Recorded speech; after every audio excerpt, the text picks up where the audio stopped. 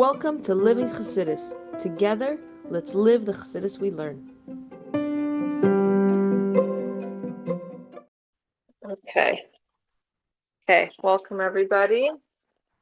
Baruch Hashem, we are here for an amazing class on the halachas of Chanukah.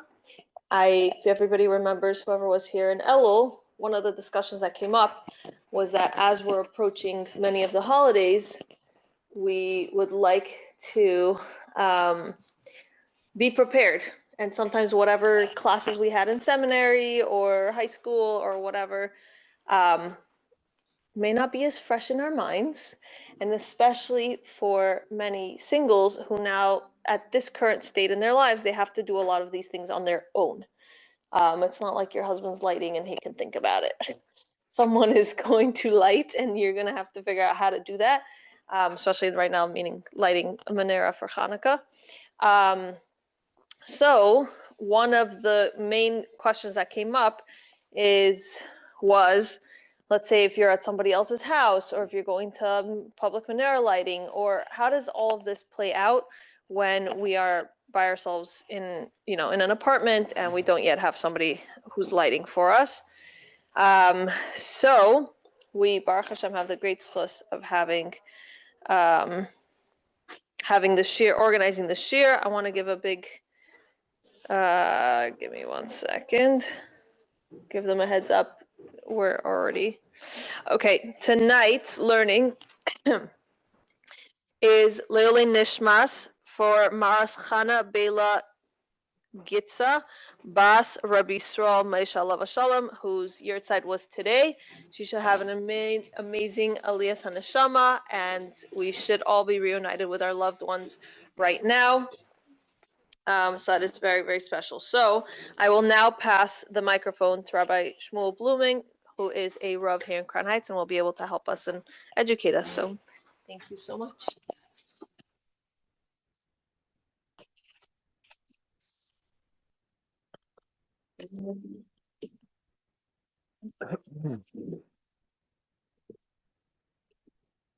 Okay, I will begin with the words of the Rambam.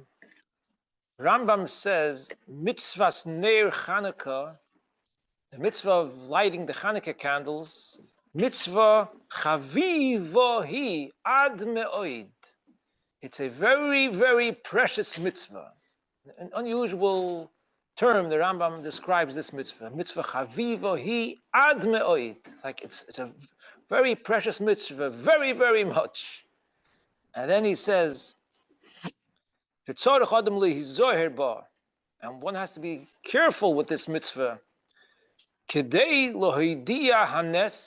first point is that doing this mitzvah is to publicize, to notify and publicize the great miracle of Chanukah. Another point, and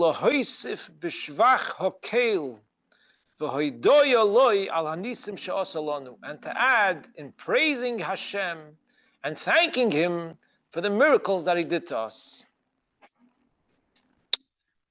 And the original mitzvah was set up, the Rambam continues, Madlikin haneros bo'erev al pischei habatim, that we light the candles in the evening by the door of the house, by the outside door of the house. That was the original way the mitzvah was set up. And the reason for this is laharois ulegalois hanes, to show and to reveal the miracle. Therefore, it was set up to light the menorah by the outside door, that people could see it outside. In Eretz Yisrael, there are still some people who do that today, but outside of Eretz Yisrael, once the Yidden went to Golus, the situation changed. They were living amongst the non-Jews, and it wasn't really possible to light the menorah outside by the street. So then became the situation that we light inside. And this is mentioned in Shulchan Aruch. Today, we light inside.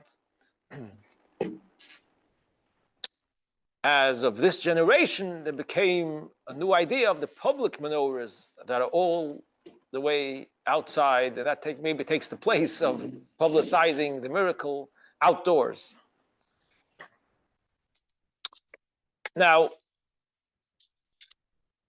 the way the Gemara presents the mitzvah, Gemara says, mitzvahs neir Chanukah neir ish ubeisoi. The original mitzvah is that all the people of the family are fulfilling the mitzvah with one Chanukah menorah.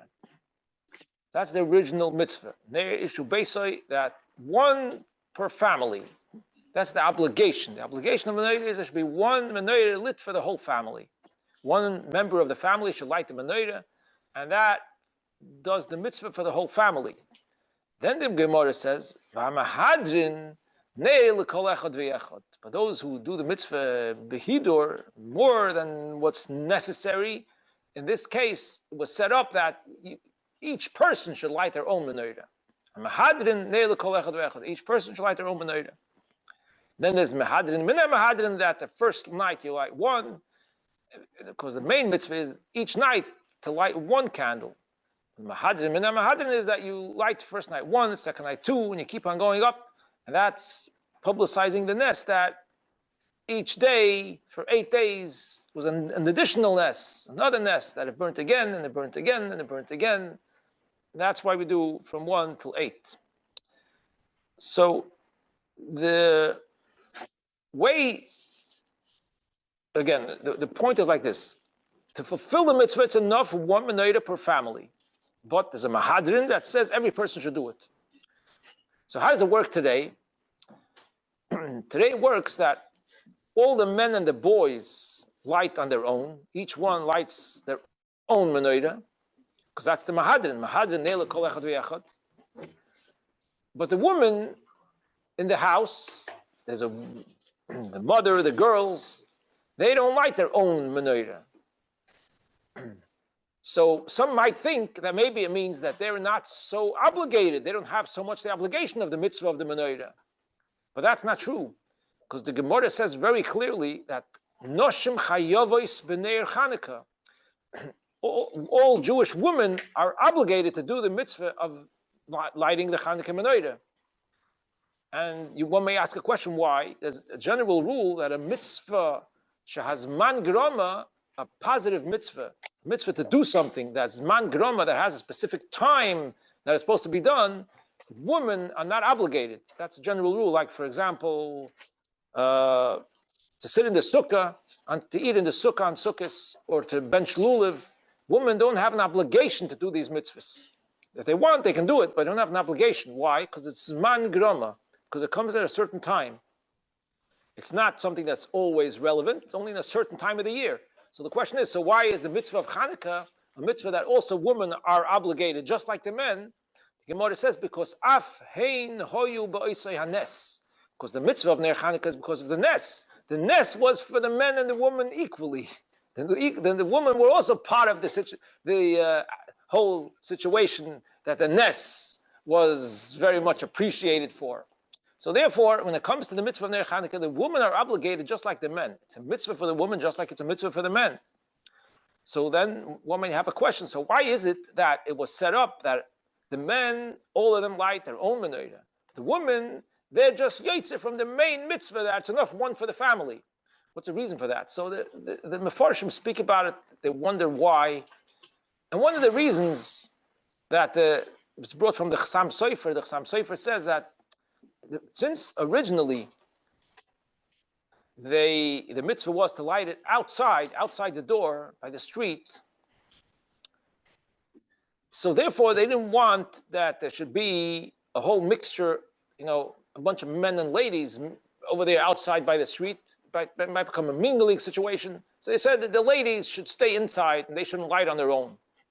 That's one reason that it was set up that way. So even today, it ended up being that way, that the women do it the way the main mitzvah is. The Rebbe brings another reason from a Sefer Mishmeres Sholem, that back in the days, the women didn't go to school. They didn't learn much. And therefore, it's possible that when it comes Chanukah, they won't even know the proper brachas to say when lighting the menorah. While the boys, they always went to cheder, they always had, they went to yeshiva and learned, so they knew what brachas to say. But the women, the girls, it could have been that they wouldn't know what bracha to say. So therefore, not to embarrass them, they made the mitzvah that the woman should just be yotze with the men. This was back then. Today, the woman knows just as much as the men. But again, this is the way the mitzvah was set up. So for whatever reason this is the way it is, that the women have the same mitzvah to light the Chanukah candles just like the men, except that the main mitzvah is fulfilled when one person in the family lights it for everyone. It's an additional hidur that everybody should light, so that's something that only the men do.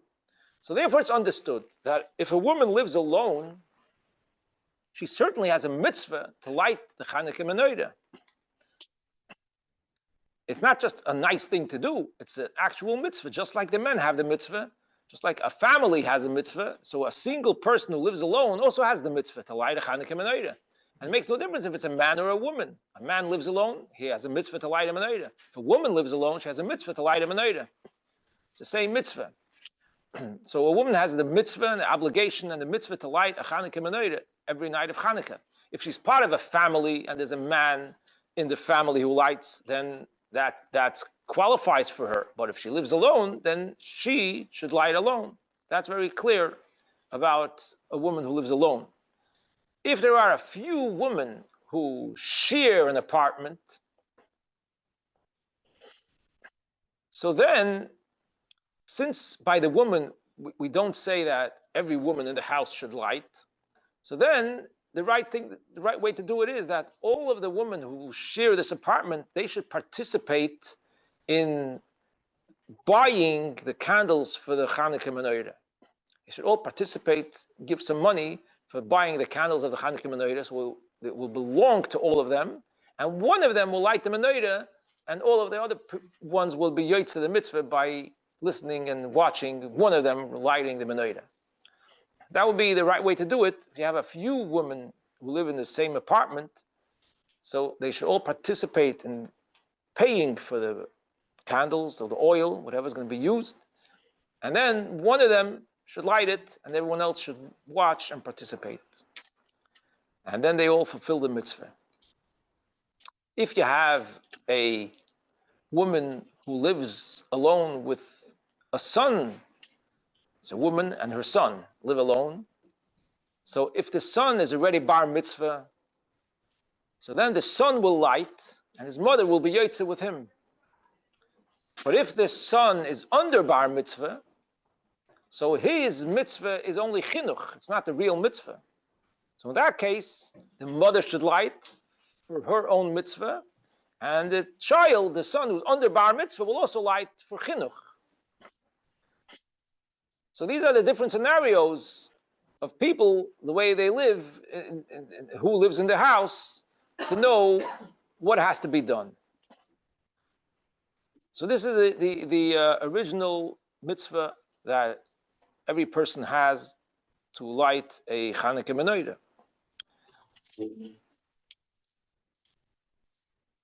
So, Yes. living in that home, should be more mehadim.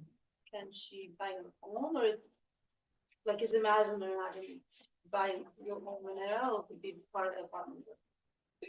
Since by the girls the mahadrin wasn't accepted, right? In all families, the girls and the women don't light on their own. So when you have a few ladies, a few women or girls living together in an apartment, it's not important that each one should do it. Not important. If one wants to, they could, but it's not important. No, it's perfectly okay that to do it this way. They should all participate, and one lights. They can take turns. One night one will light, the other night the other one will light. They could set it up as they want. What? What if you're not all there? Oh, so that's already a question. What if they're not all there at the same time? If they're not all there at the same time, then it's proper that each one should light their own menorah whenever they come. That's the thing to do. That's right. If they're not all there at the same time, it's proper that each one should light their own menorah. It's possible to say that since they participate Even if they won't be there and be there at the time of the lighting, it's good enough for them.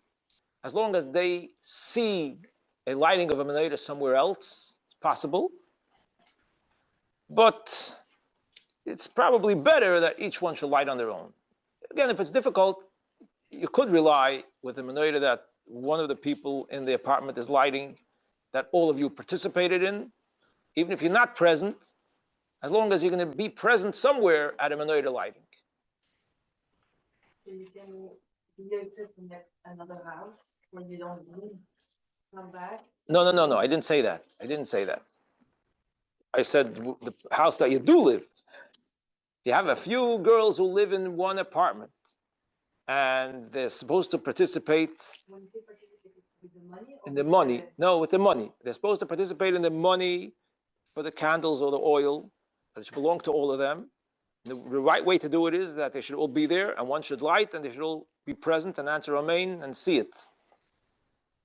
If it's difficult, one of them is not going to be there when the person is lighting. One of the girls who lives there, who paid for the menorah, but is not going to be there. She's coming home late. So then, what I'm saying is, she could, if needed, she could still be yoitze. She could still fulfill the mitzvah with when the menorah is being lit in that house, in that apartment, because that's her apartment. She's going to sleep there during the night, and she eats there. But only if she's going to be present somewhere else, when they're going to light the menorah and she's going to watch, she's going to see it. If not, then it's better that she should light on her own when she comes back to her own apartment. Does there have to be people around to answer? Or What? it has to be people around, someone around. No, there has to be no one around to answer. No, we're talking about till chatzos, till midnight. Till midnight, there has to be no one around. No. And after midnight, Even if you're there alone, you could light. with the bracha. With a bracha. Could you light? So let me tell you, somewhere else? So let me clarify this, right? Let me clarify this. The mitzvah that you have is to light in the place that you're going to sleep tonight. That's where the mitzvah is. Your mitzvah is to light in your house. What's considered your house? The place that you're going to sleep there tonight.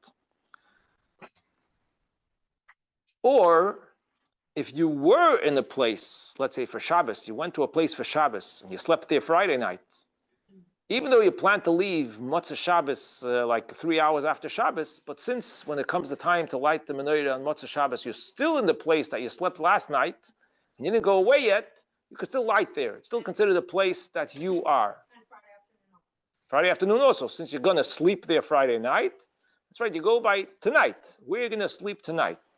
Since you're going to be there for Shabbos, you're going to sleep there tonight, so you can do the menorah over there. If you're going to someone for a Chanukah party, and you're going to sleep there tonight, then you could do the menorah over there too. But if you're going, no, you could, if you're staying by them and you're eating from their food, then you're included in their menorah. You don't have to do your own menorah. No. you have to pay it off? If you're going to be staying by them and you're eating their food and you're staying in their house, you don't have to pay. Oh. No. Only if you're eating your own food, then you have to pay. But if you're their guest and you're being supported by them for this Shabbos, then you're like part of their family and you don't have to pay any money. And if you're not sleeping there and you're just there for like the whole, you're there from their lighting and you're there till like 10 p.m. or whatever, you have to light again when you get home? Yes, so the proper thing to do is to light again when you get home. If you're going to a Chanukah party at 4 p.m., and you're coming back home at 10 p.m., you're going somewhere else for a nice Chanukah party, and you're leaving your house at 4 p.m., and you're coming back at 10 p.m., so the proper thing to do is to light when you get back at 10 p.m. That's the proper thing to do. Some say that it's okay to light over there, but then you would have to light over there. Some say, but it's not really the proper thing to do, because really we go by the place that you're going to sleep tonight. That's what I said. That's the main accepted opinion. Goes by the place you're going to sleep tonight. There is some poskim who say that if you're going to be many hours in a place, and that's where you're going to celebrate the evening, and you're going to eat a full meal over there, then you could light over there even if you're not going to sleep there. There is such an opinion. So somebody who does it has what to rely on, but it's not the main accepted opinion. The main accepted opinion is that you could only light, you could only fulfill the mitzvah in the place that you're going to be sleeping tonight. That's how it goes. Or the place that you slept last night and you didn't leave yet, then you could light there tonight, even if you're not going to end up sleeping in this place tonight. So, therefore, this is the situation, that you should make sure to know where you're going to be sleeping tonight. And if you're going away for a nice Chanukah celebration somewhere, so it's very nice and very good, but your mitzvah of Chanukah menorah you have to do in your house. So if you have someone else who's lighting in your house, then I said before, if you have someone else who's lighting in your house and you're going to be present at the Chanukah celebration and you're going to see menorah lighting over there, then it's fine. Then it's fine because someone is lighting for you in your house, which you're part of the family or you participated by giving money for it. So then it's fine. If you're going to be somewhere else and you're going to be watching and seeing the Chanukah menorah being lit over there, and the menorah was lit in your place for you by someone else, then that's fine. But it's better to be like this than in this case. In this case, Still better to do it by yourself. it's still better to do it by yourself after, but you should have in mind that you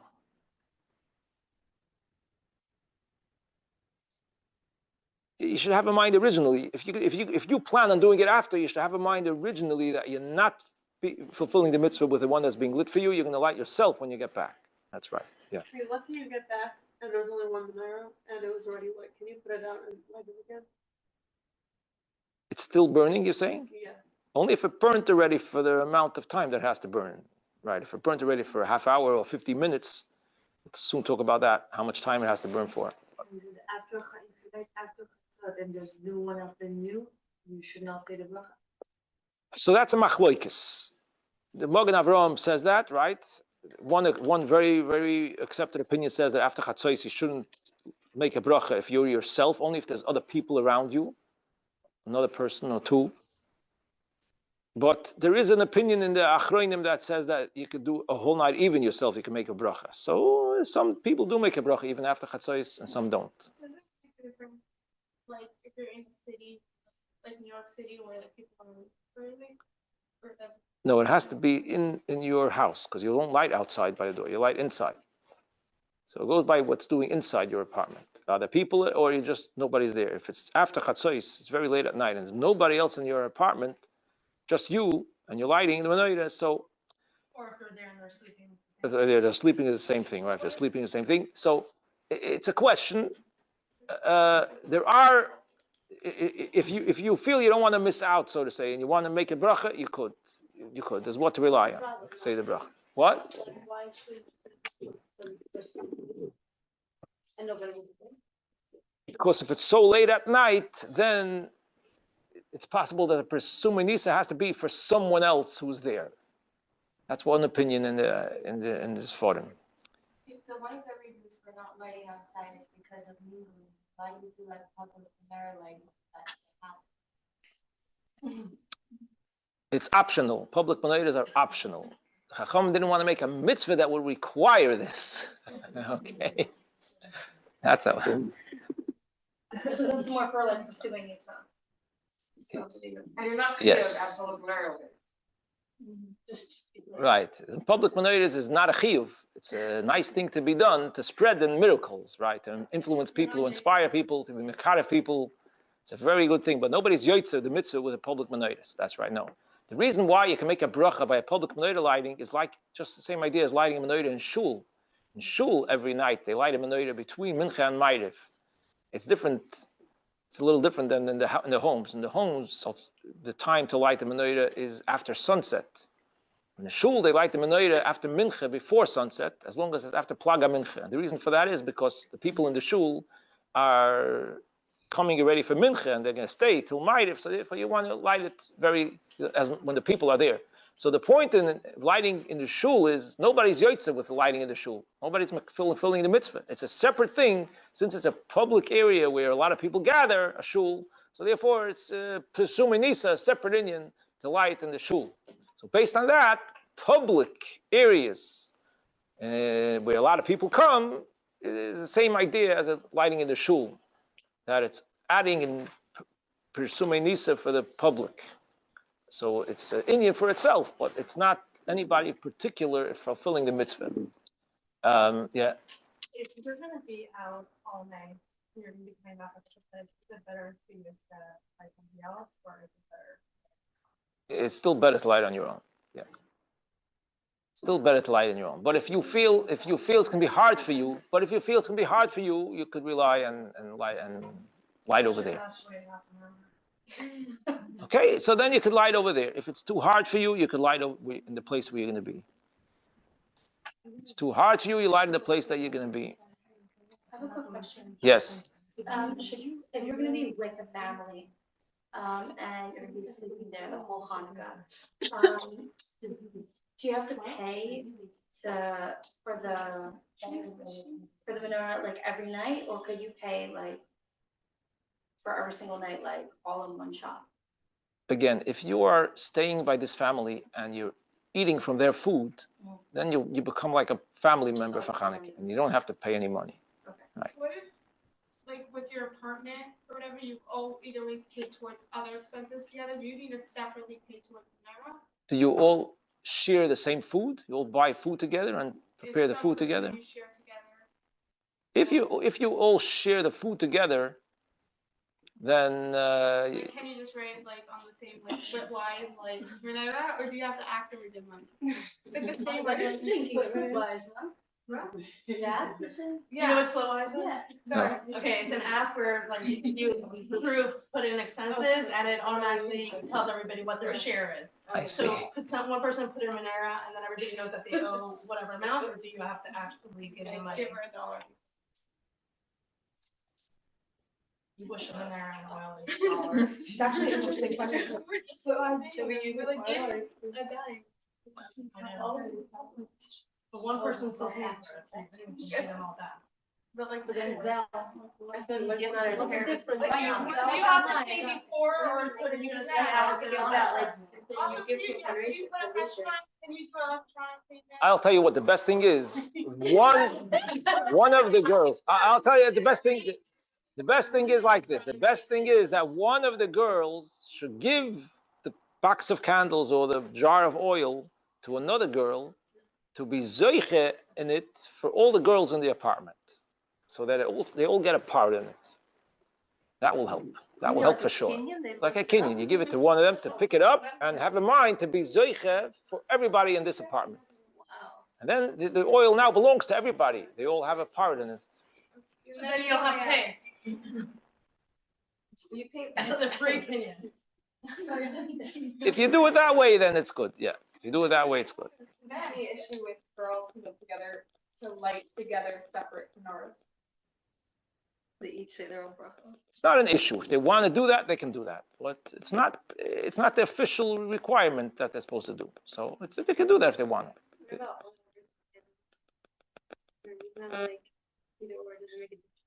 Yeah, either or, it doesn't make a difference. Right. Oil is a hiddur mitzvah, yeah. Oil is a hiddur mitzvah, that's right. You're going to talk about placement of the menorah? Yeah, 1 minute. Yeah, 1 minute. Also, a girl, if a girl in the family is going to be coming home late this evening, she won't be by her father's menorah lighting, and she won't be present by a menorah lighting anywhere else. So she should also, the proper thing is she should have in mind that she's going to do her own menorah, and she should light her own menorah when she comes home. That's a better arrangement, right? Again, girls in a family who are coming home late that night, and they won't be by the candle lighting in the home, and they won't be present by another candle lighting either, then the proper thing is they should have in mind they're going to light their own menorah, and they should do that when they get home, light their own menorah. Well, you just brought this up, so yeah. Not exactly on topic, but what if the husband and the boys are all out of the Tzayim for a million hours at night? Hypothetically speaking, if the wife and the daughters are home by themselves, do they light their, like, by the time? Do they need to starve until the husband comes home? I was gonna say, like, asking for a friend. Happens all the time. My husband takes the boys out for Mitzvah. And what time do they come back? Very late. Like my daughter's 11? gonna be asleep. 12, 11. Really? 11, 12? My daughter's gonna be asleep, so she's for sure gonna miss it out. Do I light 4? So, no, in that case, you could. You could if you want to. You could. It's not a problem. You could light early if you want.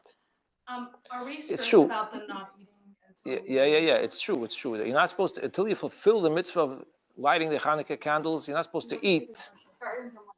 Starting? How about this? Do you want to continue with stuff? Yeah. It's true. Okay, Let's talk about this. Pause the question. Let him. When is the time? When is the time of the mitzvah begin? When is the time the mitzvah begin to light the Chanukah candles? So there's 2 opinions. The Rambam holds that you're supposed to light the Chanukah candles right after sunset. Right after sunset, it's supposed to burn for a half an hour. The Shulchan Aruch says that you're supposed to light candles after nightfall, not after sunset. To wait for nightfall, and light the candles after nightfall and let it burn for a half an hour. The Minig Lubavitches says in Sefer Menhagim that we light between sunset and nightfall, and we put enough oil that it should burn a half an hour after nightfall. So this way, we're fulfilling the mitzvah according to all of the opinions, because we lit early, and according to the Rambam's opinion, that you have to light between sunset and half an hour after that. So we light between sunset and a half an hour after that. And according to Shulchan Aruch, it's supposed to be burning a half hour after nightfall, so we put in extra oil. So therefore it says to put in that it should burn for 50 minutes, 50 minutes.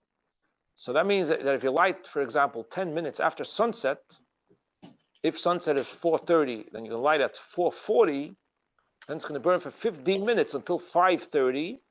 That will be considered a half hour after nightfall. Sunset is 18 minutes after candlelight? Yes. So if you let late, you still need 50 minutes? So the Rebbe says that he didn't hear explicitly the reason for the minig of Lubavitch that we do 50 minutes. The Rebbe suggests that it's about because of this, but he didn't hear explicitly. So it could be that it's good to light 50 minutes whenever you light. Could be. So what it says in Poskim is that from a half an hour before sunset, until you do the mitzvah, you're not supposed to eat achilas kva, permanent type of eating. What does it mean, achilas kva? Achilas kva means hamoitzi food or mezoines food more than the size of an egg. That's called achilas kva. You're not supposed to eat hamoitzi food or mezoines food more than the size of an egg until you do the menorah. All other foods you could eat. All hadama, ha'etz, shahakel, you could eat. You could eat a little bit of mezoines, not more than the size of an egg. So officially, that's the rule. What? Total of diets or like sharing? Yeah, it could be after 10 minutes you could eat another one maybe. What? Could be if you wait 10 minutes, then you could eat another, could be. Let me just explain. I don't know, yeah. Basically, on Hanukkah, I usually get home at like 11 p.m., so I want to make sure that I can eat before that. So find foods that are okay. I mean, you can have a whole bag of potato chips.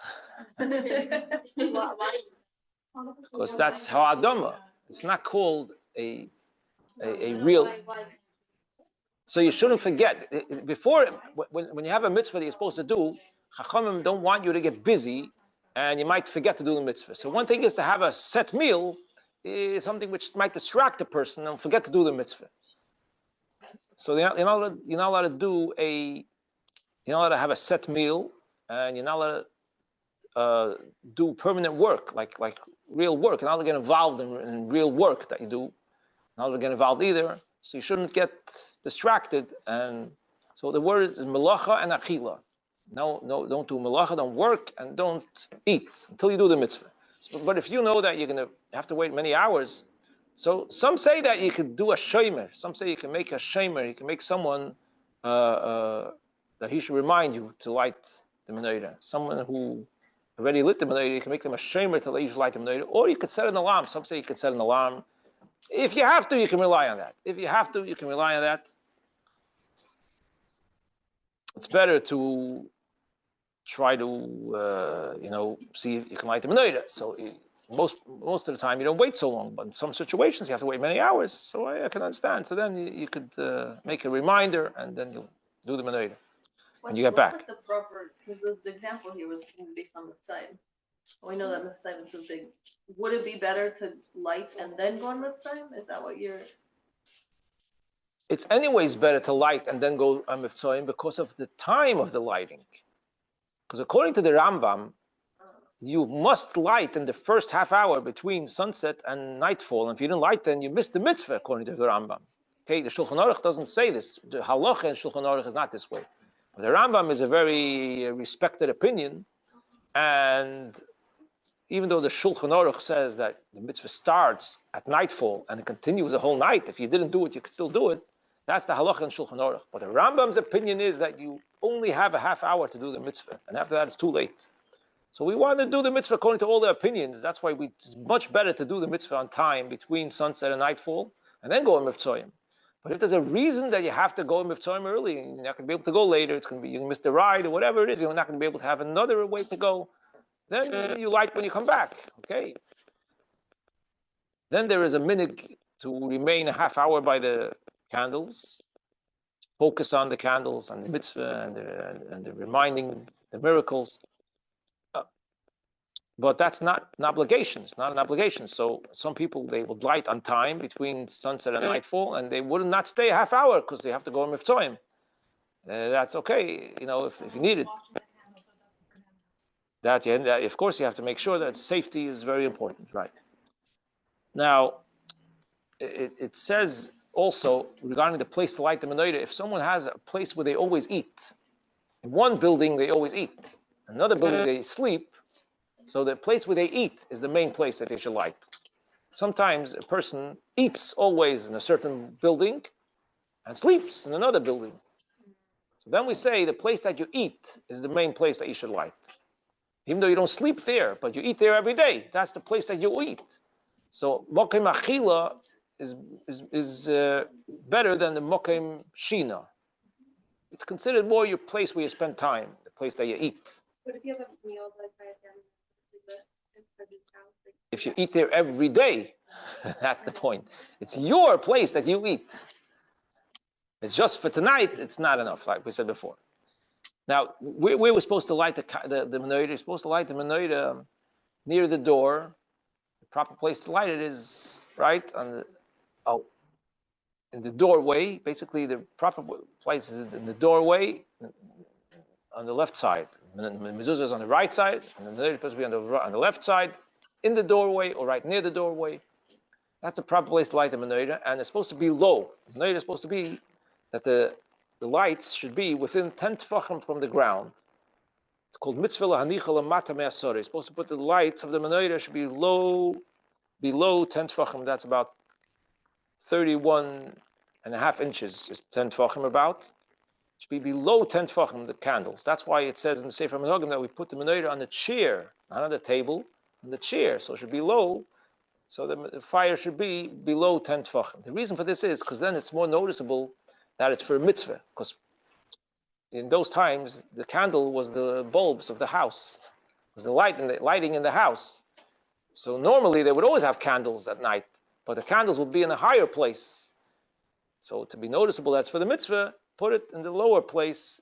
That's not the place where you put candles for light. So everybody will be recognized that it's for the mitzvah. That's the simple reason why it's mitzvah l'anichel amata me'asora. Mitzvah to put it below 10 tefachim. Chassidus explains that it's a very big, a powerful light. The light of Chanukah is a very powerful light that it comes all the way down. It brings light all the way down, even below 10 tefachim. That represents all the way down in all situations. Chanukah menorah brings light, lights up, brings inspiration.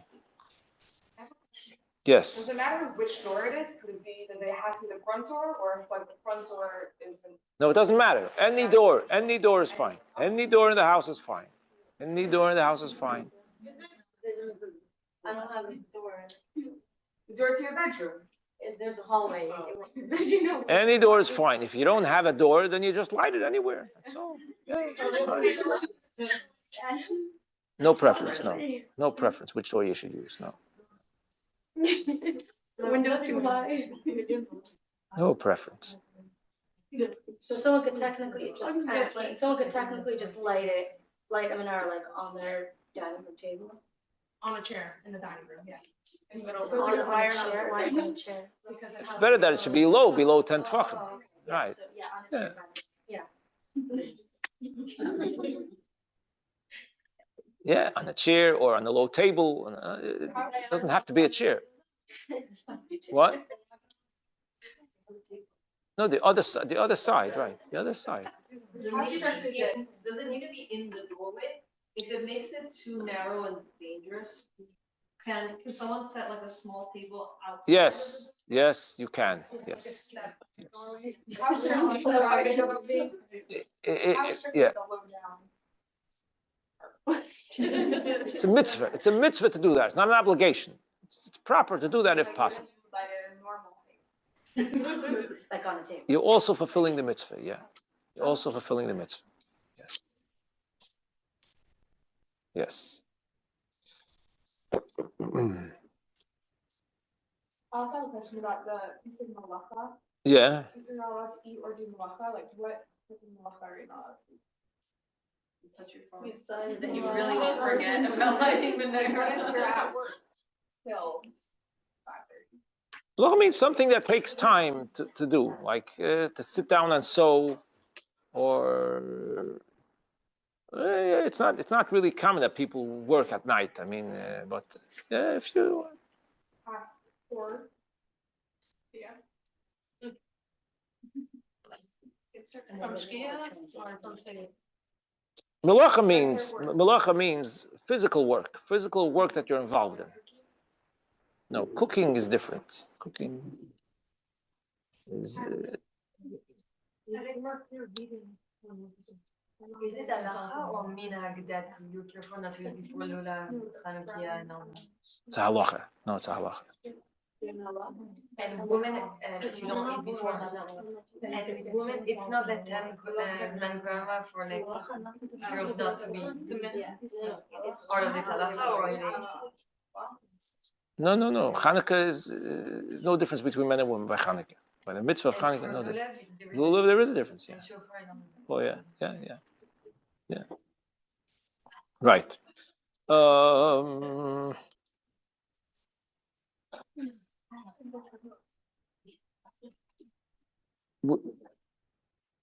After the time that it's supposed to burn, which is 50 minutes, you could move the menorah away from the place where it is and put it in a high place. After 50 minutes, you could move the menorah away from the place that it is for safety or whatever reason, and you could put it on a high place. You could also extinguish it if you want to. Yes, after it burnt the right amount of time, you could extinguish it if you want to go out and you want safety. You're allowed to. If by somehow it went out, one of the candles or all the candles went out during the time that it's supposed to burn, you're not obligated to relight it, but our minhag is that we do relight it if that happens for some reason. Let's say somebody opened the door and a big wind blew and it blew out the candles. So you should light them again as long as it's still within the 50 minutes. It's proper to light them again, to relight them.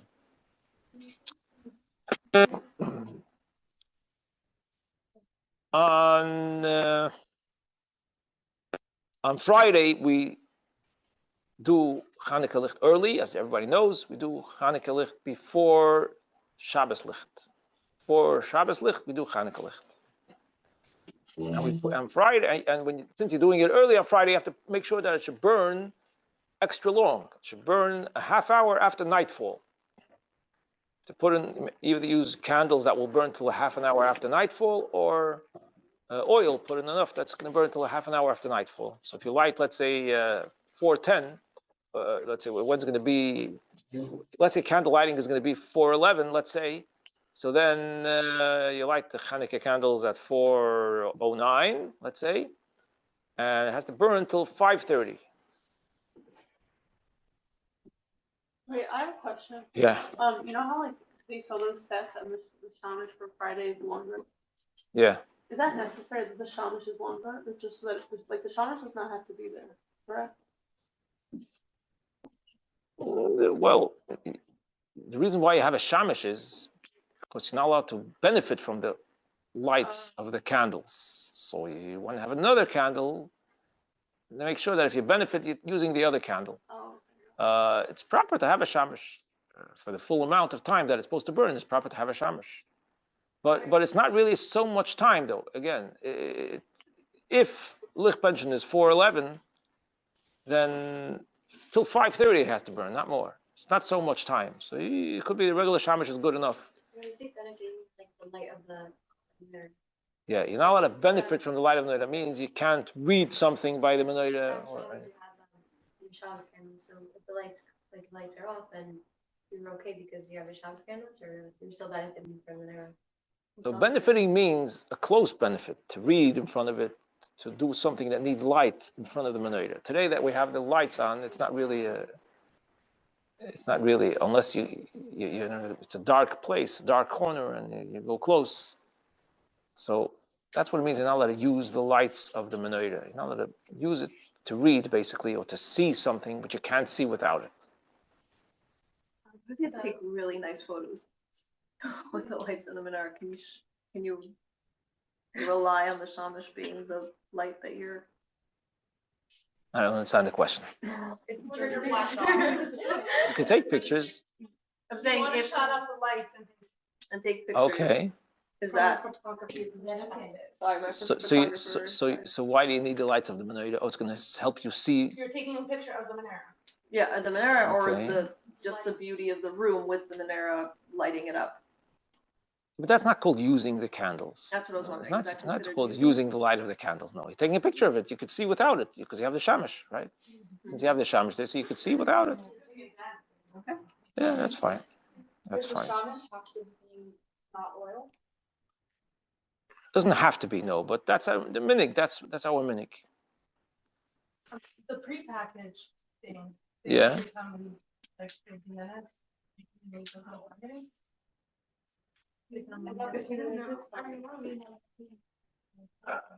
No, it's true. On Friday, it's not going to be enough. 15 minutes is not going to be enough on Friday, right?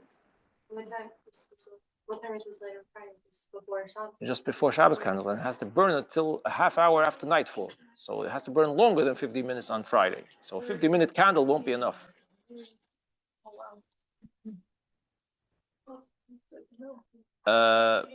Make sure you have at least one that's more than 50 minutes, because the main mitzvah, it's to fulfill the main mitzvah, you only have to light one candle. So make sure at least one candle is going to burn until after nightfall.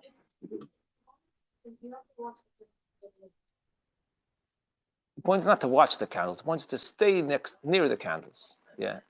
You don't have to watch it. Stay near it. Or at least one person has to be looking. Yeah, the point is to look at it. Why do you stay near it? The point is to look at it, but I don't have to make sure to look at it the whole time.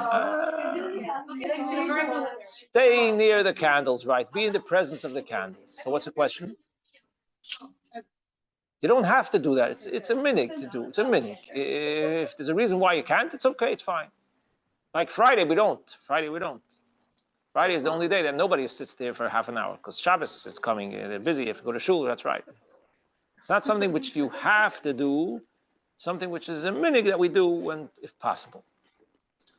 And if Friday night, it's a safety concern, can you light in the right location, but then before lighting Shabbos candles, move it to a safe place that's higher up? No. It has to stay in that. Stay in that place until the end of the Zman. Yeah. Until 5:30, whatever it is. But then afterwards, you can't move it anymore. Well, there's a rule that you're allowed to move muktzah with the back of your hand. Yeah, anything that's muktzah, you can move it with the back of your hand or with your elbows, not the regular way that you take something, right? Yeah. You're allowed to move something muktzah. It's called kil'ach hayad. It means with the back of your hand, with your elbows, or with any other part of your body besides your hands. You're allowed to move something that's muktzah. So if the menorah is on the chair, you could push the chair away with your foot, with your body. You could push the chair away to a corner. After it's turned off, yeah. After the lights go off. You can't, because you can't move a flame. Oh, while the flame is burning, you have to be careful not to shake the oil. If it's oil, you have to be careful not to shake the oil. If you can move it very slowly, it's also possible to do it.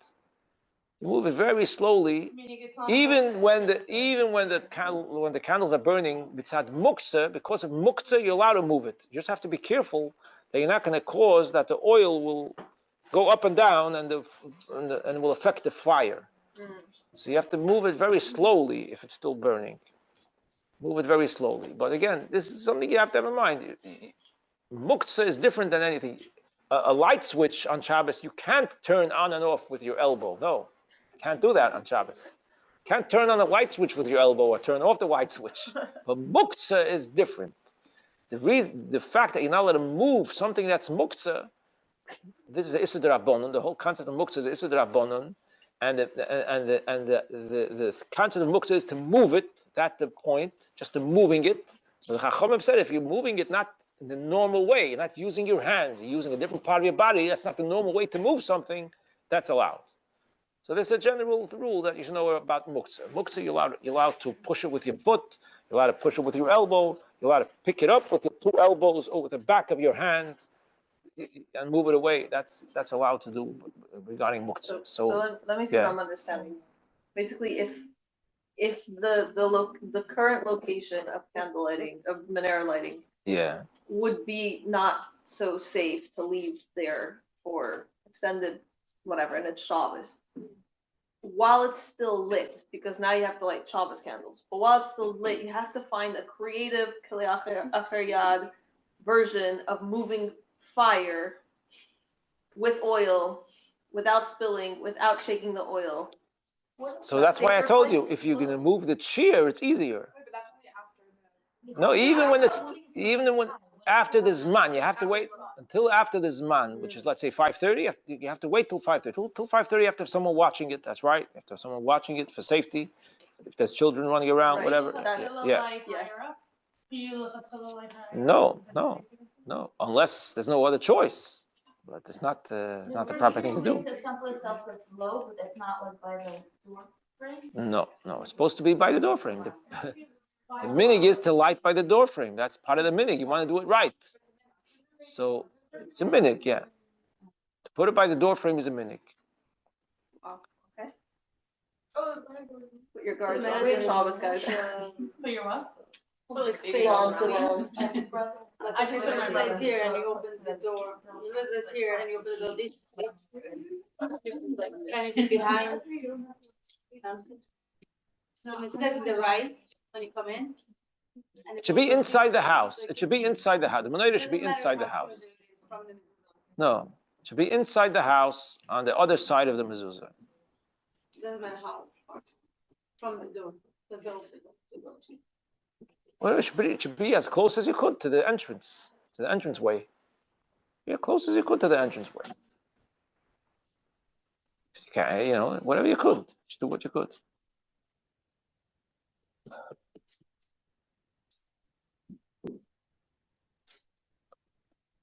The first night we say 3 brachas, Lahadlik and Shasanisim and Shechayonu. The rest of the nights only say Lahadlik and Shasanisim.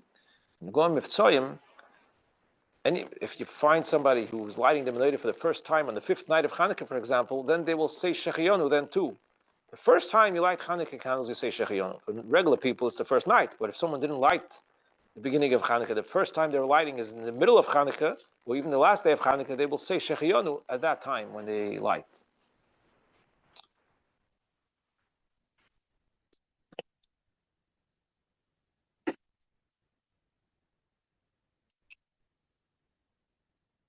On Motzei Shabbos, first is Havdalah, and then is Ner Chanukah. Do you light from the... No. You first make Havdalah, then you go and light the Chanukah menorah, and the men say V'yitin L'cha only after the menorah. I don't think it's official minhag that women say V'yitin L'cha. They could say it if they want to, but It's an official minhag.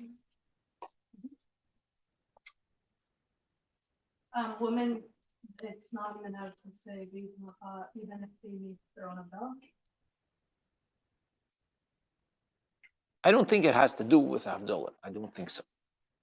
But I don't know. I don't know for sure. I don't know for sure. It's definitely okay to say it, but I don't think a woman has to make a point to make sure to say it. That's what I'm saying.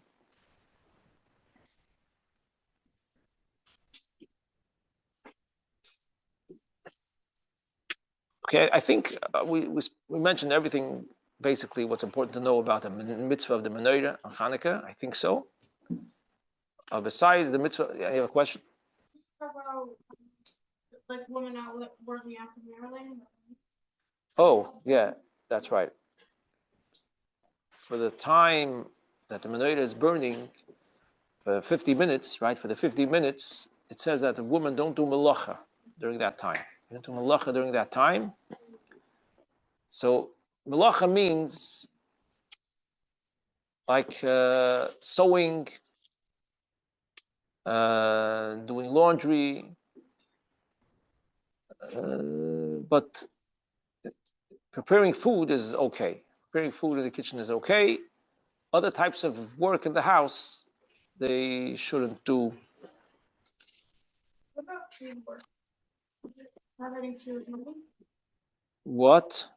Paid work. Are you allowed to do, let's say, babysitting or paid group sign or like being virtually off?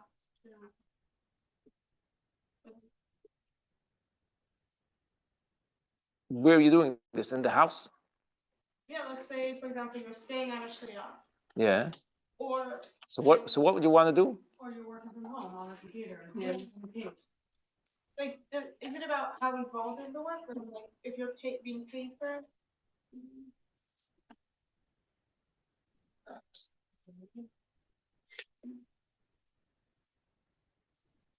To work on a computer, I don't know. I'm not sure. I'm not sure if it's it makes sense to say that you shouldn't get too involved in working on a computer at that time. It makes sense to say that. The main minhag that's brought down is physical work, like sewing, laundry, ironing.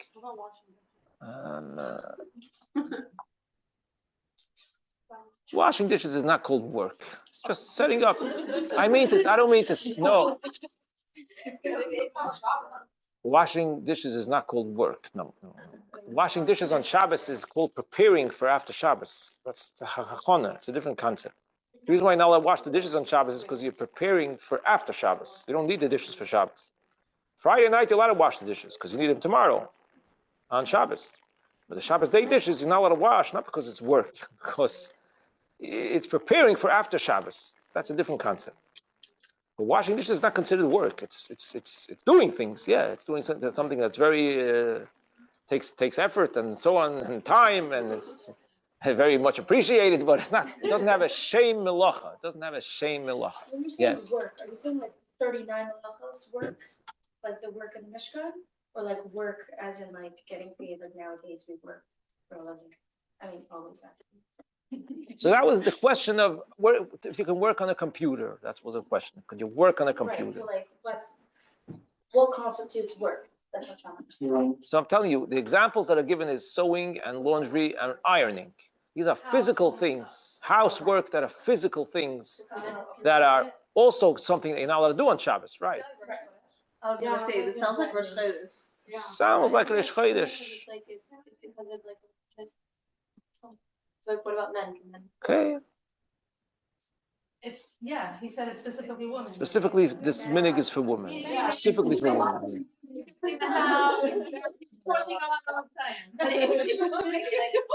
supposed to be like a treat for like women. It's supposed to be a treat. Could be that's what it comes from. Could be that's what it comes from. What it says in Shulchan Aruch about Yehudis is that it's a minhag to eat cheese on Chanukah. Milchiks on Chanukah. There is such a minhag. Some say that it's a minhag to eat cheese, that one should eat cheese on Chanukah. So it's an official minhag that's brought down. It's not something you have to do, but some say it's an Indian to eat cheese because of the nest that happened with Yehudis by using milk and cheese. Also wine, right? Yeah, but that's just 1 minute for some reason. I was gonna say, where did we lose I feel that? like it is in it. We Like, do it I feel on like the Sundays. block parties there's been like wine and milk like Wine and cheese. Yes. The cheese made him thirsty. That's why he drank the wine, not because he wanted the wine. But he wasn't interested in the wine. He wanted a heat. He was very hungry, and the cheese made him thirsty. Okay. Wasn't for the wine. It says gvina. The lashon is gvina, cheese, but So you could add cheese to the latkes. mutzorei cholav, macholei cholav, macholei cholav. Okay, well, macholei cholav usually means milk you drink. Okay, ice cream counts. Fine.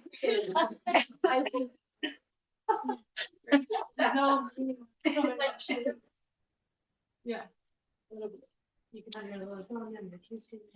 I can explain that one last week if we can, but does it affect someone that will be the perfect? Whether it makes that or.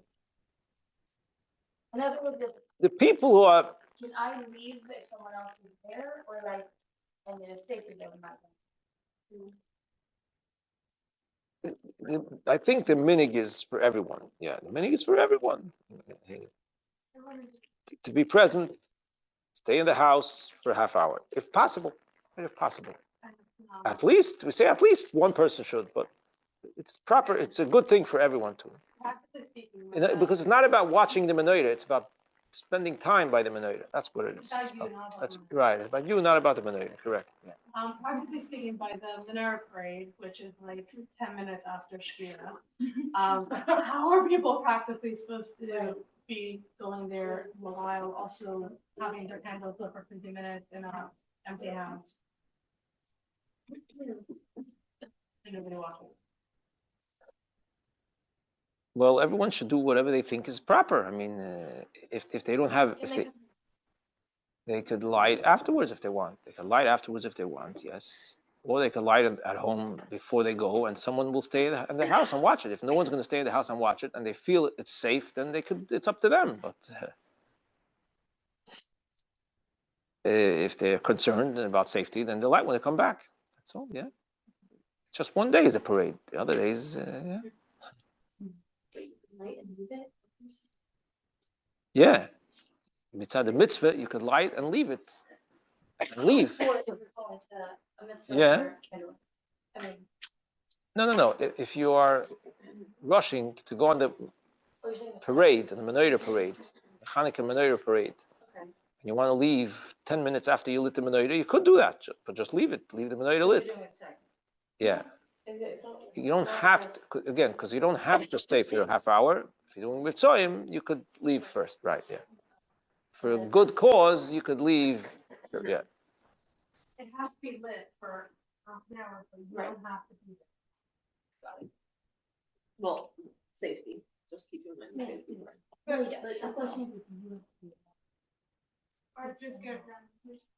Yeah. Okay, what else is about Chanukah? There's Hallel every single day. Davening, you say the whole Hallel of Chanukah. And we say Al Anisim in davening and in benching. And Chanukah, if you forget to say Al Anisim, if you already said Hashem's name in the bracha that follows, then you don't go back. You don't go back. Chanukah, you don't go back. No. Well, both in davening and in benching, if you forget Al Anisim and you already said Baruch Atah Hashem afterwards, you don't go back. In benching, you could say a harachamon. In the end of benching, there's a special harachamon. If you forgot to say Al Anisim, where you're supposed to say it, and you said already Baruch Atah Hashem afterwards, you don't go back. But by harachamons, just like on Shabbos, you say harachamon hu yanchilenu. So there's a harachamon there. You say harachamon hu yasalonu nisim. And then you say b'mei matasyahu over there. It's printed in the bencher. You can see. Yeah, by the harachamons. Yeah.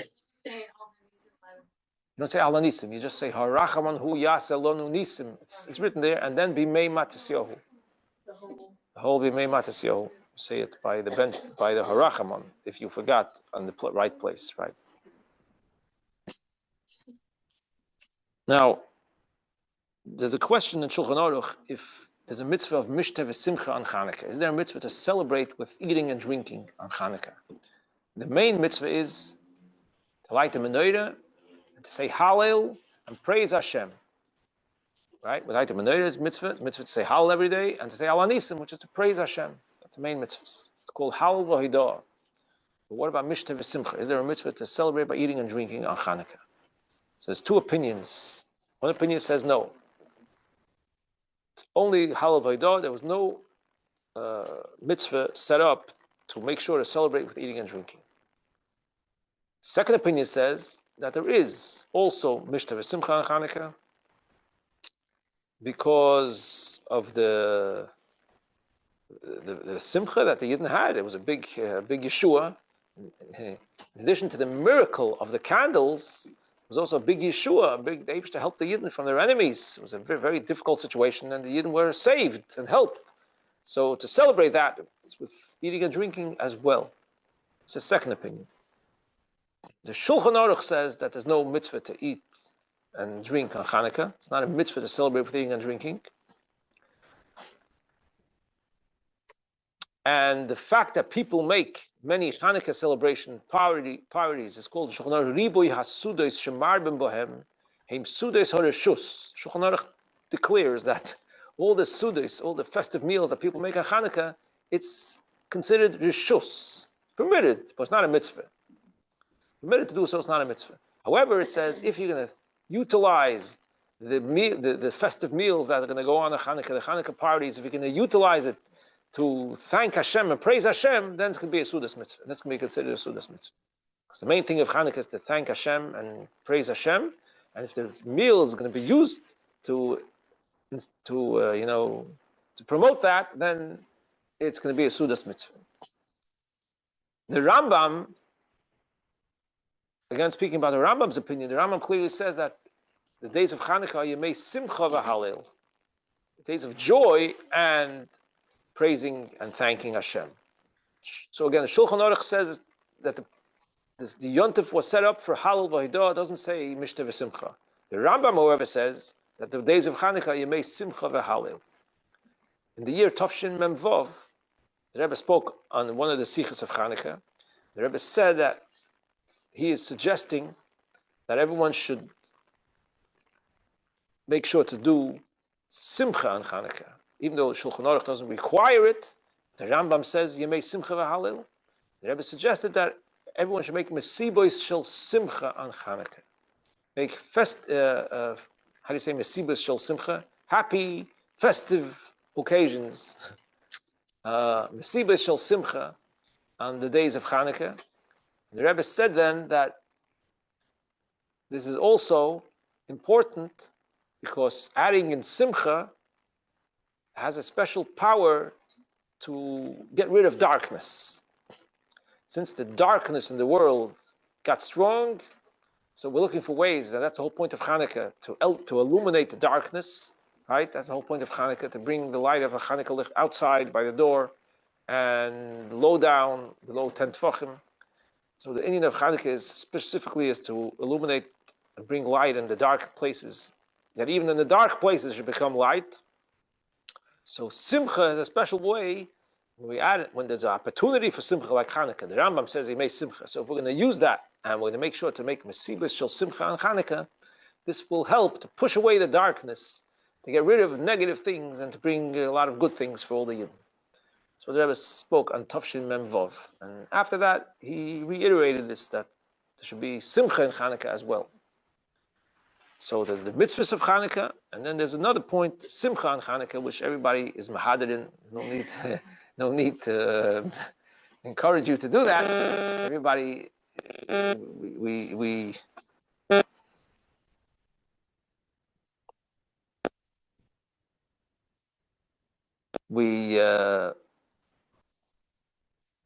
definitely have Chanukah celebrations and parties and all that.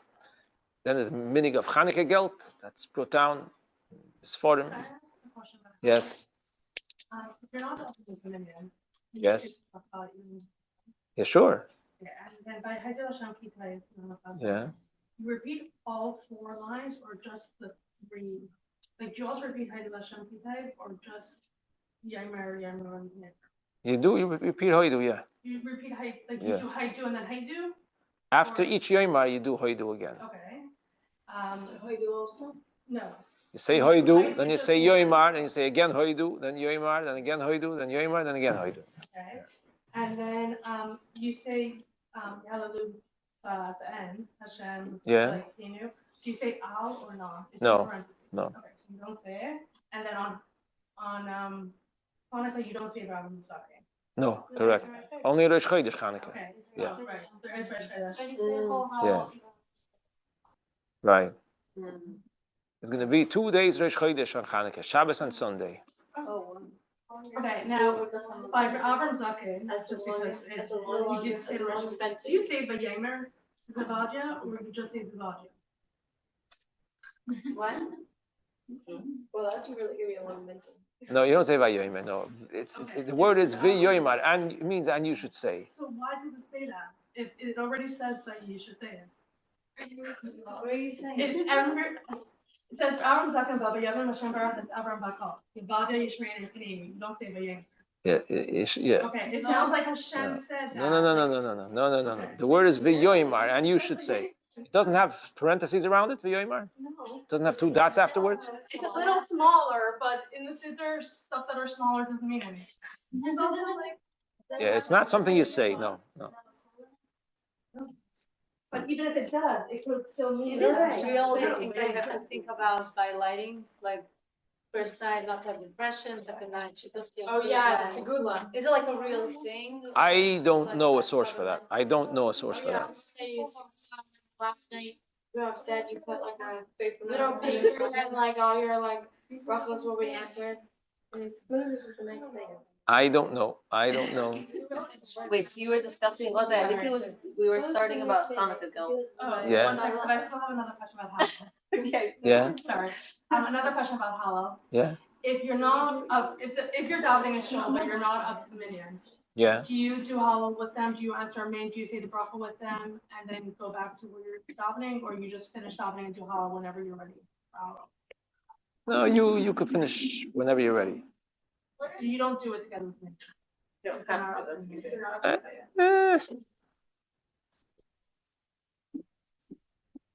I remember your. There might be different opinions about it.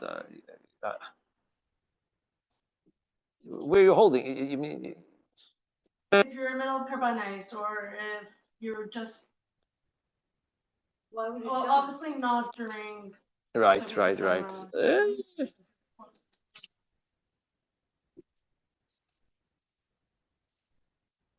Okay, I don't know this. This I don't know. This is a question, but I don't know. Yeah, so what was I saying? There's a minig to give Chanukah geld on Chanukah. The Rebbe encourages this minig very much.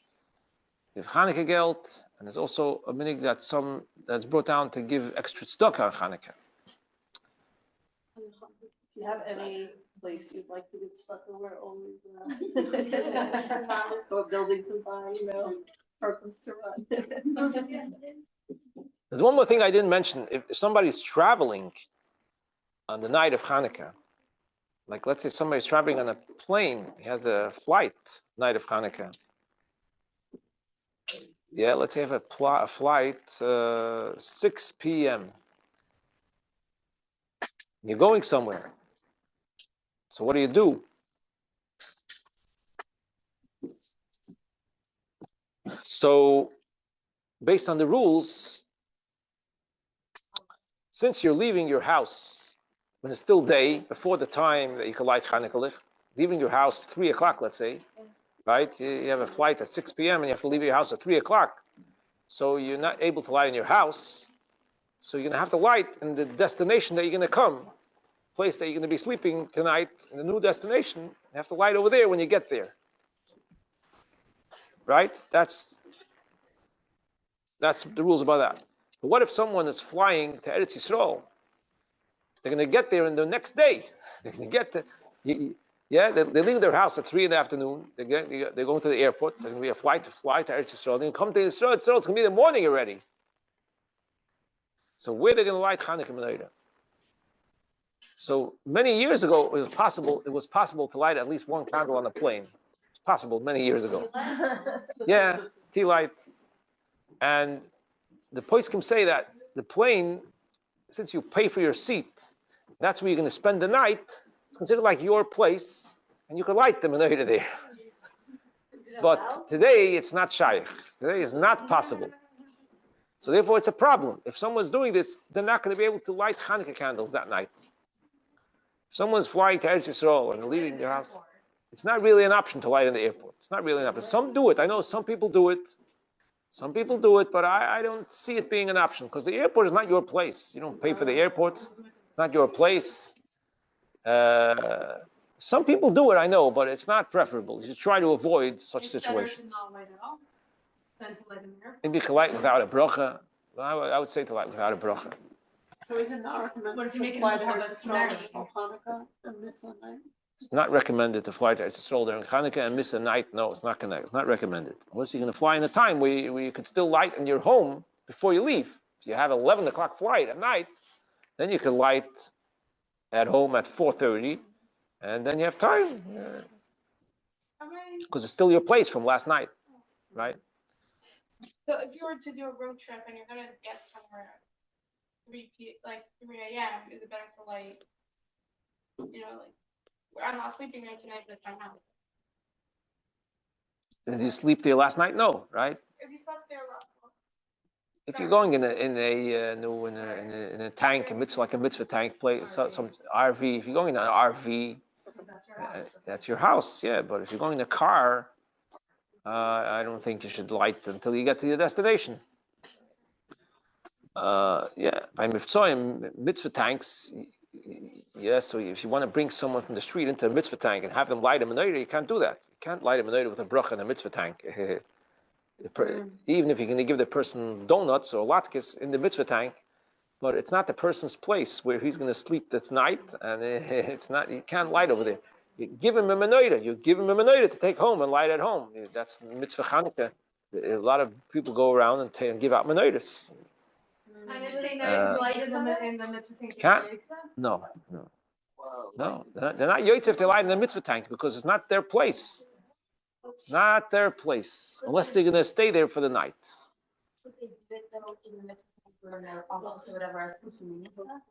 Without a bracha, no, because it's not a public place. Only in a public area can you do persuminis. Could you do it at the airport for persuminis bracha? Yeah, but you're not yotzef for yourself, though. No. So it's a feel like. Okay, you could ask a Rav. If you have such a situation, you could ask a Rav whether you could light in the airport, but it's not the practical. Are you? Yeah. So you do say if someone plays like their office or something, you spend a lot of time there, but they sleep there at night. Maybe if they eat there every day, a meal, maybe. Yeah, maybe if they eat lunch there every day, maybe it's okay. So when somebody's flying, so she just light before. If they're either before or after, depends. If they at Eretz Yisrael, they should have a flight that leaves late, so they should be able to light in their house before they leave. That's right. Also, there's no. If someone wants to fly to Eretz Yisrael, they should make sure that it's a flight that leaves late, so that you can have time. You can be home at the time that you're supposed to light Chanukah menorah, which is about 4:30, 4:35, 4:40, and then you leave your house at 5:15 and go to the airport. That's fine. That's fine. But if you're doing a domestic flight and you're leaving earlier, you're going to light in your destination when you get there, in the place that you're going to be for the night. Are you only able to? Is it only considered dining if you know it's going to be that maybe the same place and they don't want to keep it there, like at someone's apartment that they're lighting, and they don't want to do that for a half hour. It's not worth lighting with them. Or they can't, they're not safe, whatever, and I'll sing with them for 10 minutes.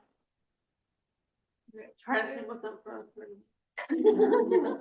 As long as they're not saying for sure they're going to put it out. You assume they're going to, but you don't know, and you're not going to put it out. It's fine. But it's the aid or the old lady I'm saying that. You say, okay, never mind, we're not going to lie.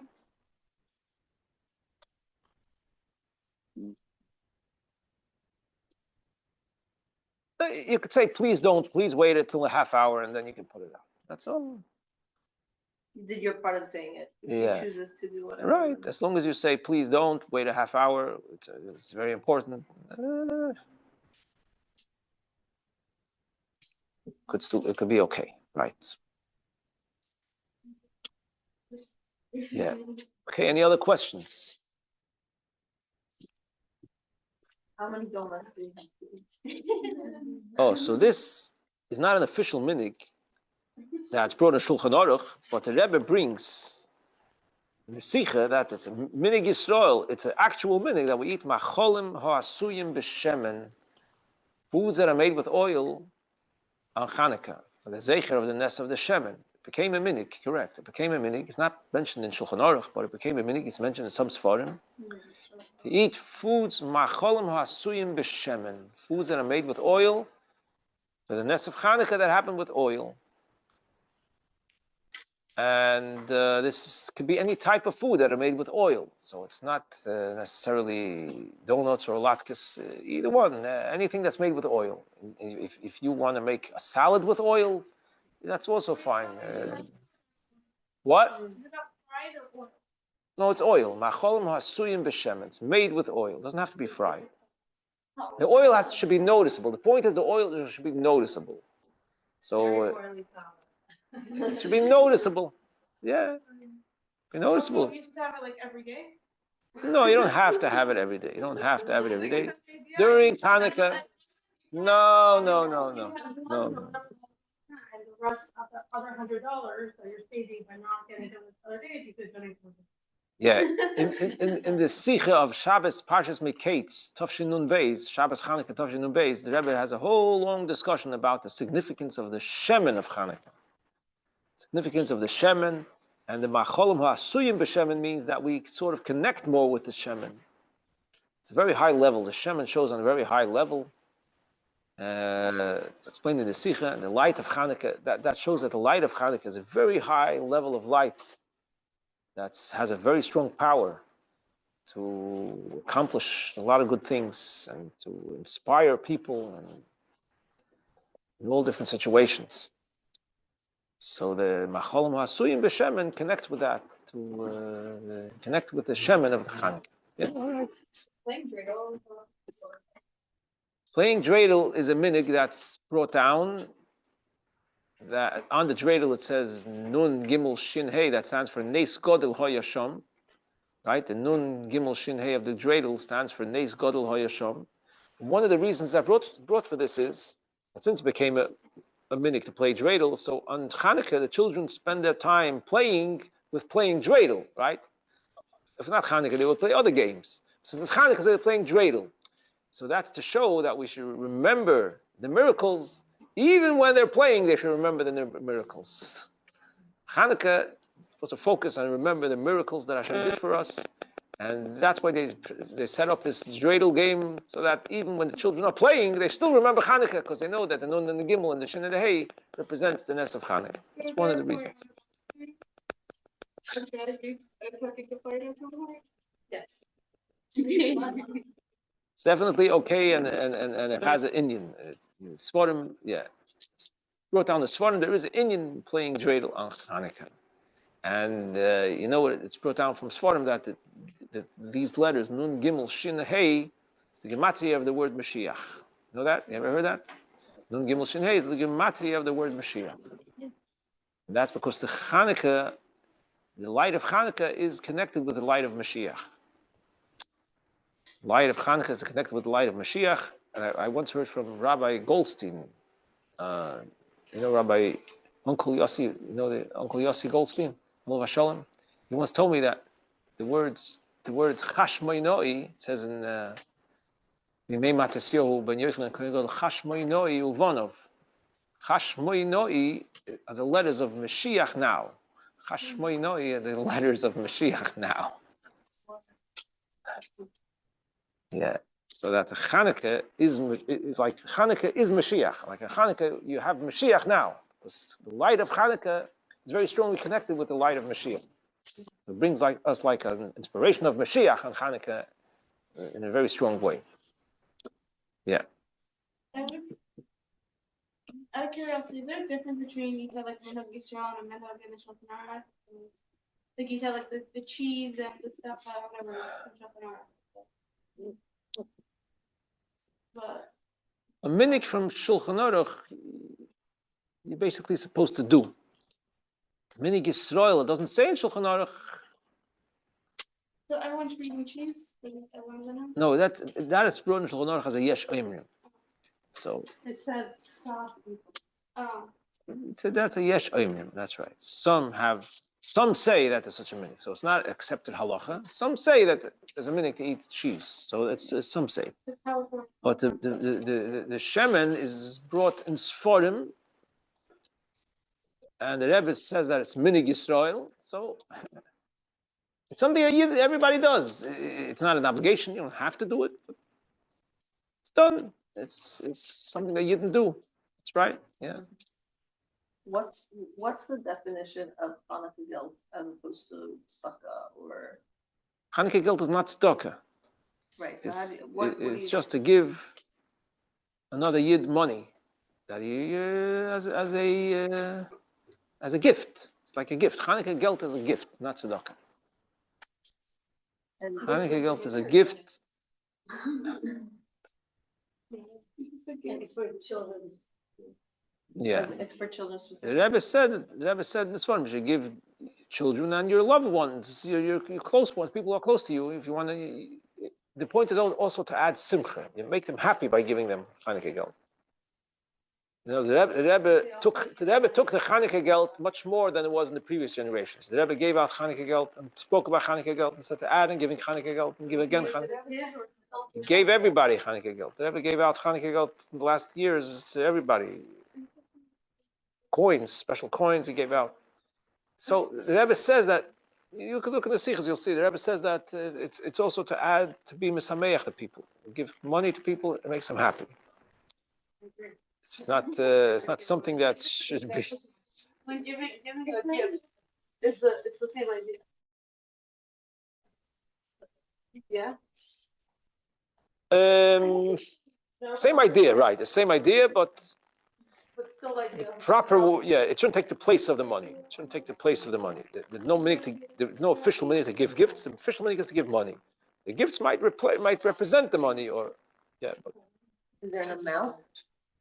No specific amount, no. And it should be every night. It's a thing that we're meant to do every night. So the official minhag, what says in Sefer HaMinhagim, says that the Rabbeim, the Bavitcher Rabbeim would give Chanukah geld either the fourth night or the fifth night. Originally, they gave once Chanukah geld. The Rebbe gave Chanukah geld for the bochrim of the yeshiva in the early years. Right? To give every night because of like the adding. But in the later years, the Rebbe encouraged to give Chanukah geld more than once. Yeah, maybe even every night. I didn't look it up now, but yes. Right. So that's something to have in mind. It's a special inyan that the Rebbe told us to do in this generation. That's right, to give more Chanukah geld. Every night give Chanukah geld. And the fifth night or the fourth night, give a little more, additional amount. Okay, fine. So, if it's something good to do. You need a kid or kids to give Chanukah geld to. I'm sure my kids would love that. You're so generous today. Also, it's I'm just sharing opportunities. Also, Chanukah is given on Chanukah. Is it like given again? Or is it My family was given like 3 months later. But they were around the out of town too. No, it's the preferable way is to give it on Chanukah, sure. Yeah.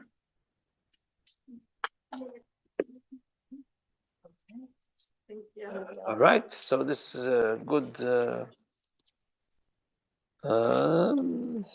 It's good to learn. Today's already. It's like 2 weeks before Hanukkah. It's really, it's good. 2 weeks before Hanukkah, you already know a lot. To get some clarity about Hanukkah. Yeah, I think most of the important points were brought out here, I think. Most of the important points. It was a nice discussion. This was a nice discussion of important points about the mitzvahs and minhagim of Chanukah. Yeah. Okay, very good. Thank you so much. Tonight's learning was really mitzvah from Mara Chana Bela Gitza, Bas Rabbi Yisrael Mechon, who's here today, 7 years in the summer. We'll be united with our loved ones right now. Okay. Thank you so much.